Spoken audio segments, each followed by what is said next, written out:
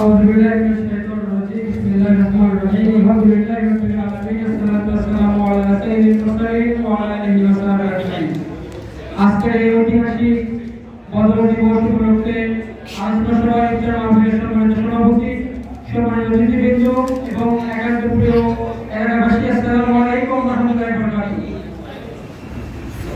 আজকে আমাদের ঐতিহাসিক বদর দিবস ইসলামের ইতিহাসের এক স্বর্ণযুগের ঐতিহাসিক দিন।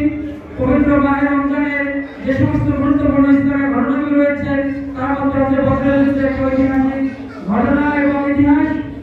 আমরা আজকে এই বদরের আলোচনা করেছি, শুনেছি।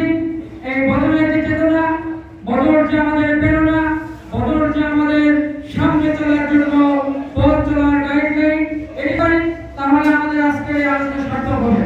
সমাজের উপস্থিতি শুধু এতটুকু বলতে চাই, বদরে আল্লাহ রাব্বুল আলামিন ইচ্ছা করলে মুসলমানদের অনেক সহজে বিজয় দিতে পারতেন। মুসলমানদের ঈমানের সর্বোচ্চ পরীক্ষা নেওয়ার পরে আল্লাহ রাব্বুল আলামিন বদরের ময়দানে মুসলমানদেরকে বিজয় দান করেছিলেন। আমরা দেখেছি বিগত সময়েও মুসলমানদের উপরে সারা বাংলাদেশের অসংখ্য নির্যাতন নিপীড়ন হয়েছে। দীর্ঘদিনের পরে আল্লাহ রাব্বুল আলামিন একটি শান্তির সুবাতাস আমাদের দিয়েছেন।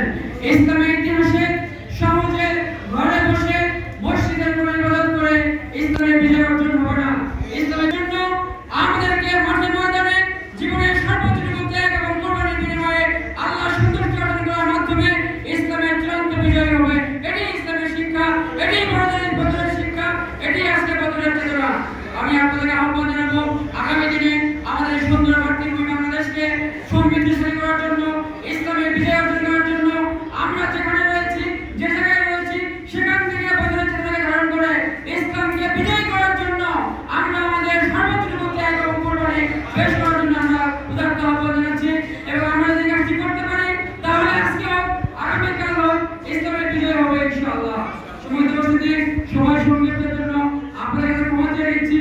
আমার একটি প্রোগ্রাম ছিল, সেটি শেষ করে আমি এখানে এসেছি। আগামী দিনে আপনাদের সঙ্গে আবার দেখা হবে, কথা হবে, আলোচনা করা হবে ইনশাআল্লাহ। আল্লাহ রাব্বুল আলামিন আমাদের সবাইকে সুস্থতার সাথে, ঈমানী চেতনার সাথে বদরের আজকে চেতনার সাথে জীবনযাপন করুক। ইসলামকে ঘর থেকে শুরু করে সংসার পর্যন্ত সব জায়গায় বিজয় করার জন্য আমাদের কাজ করতে হবে।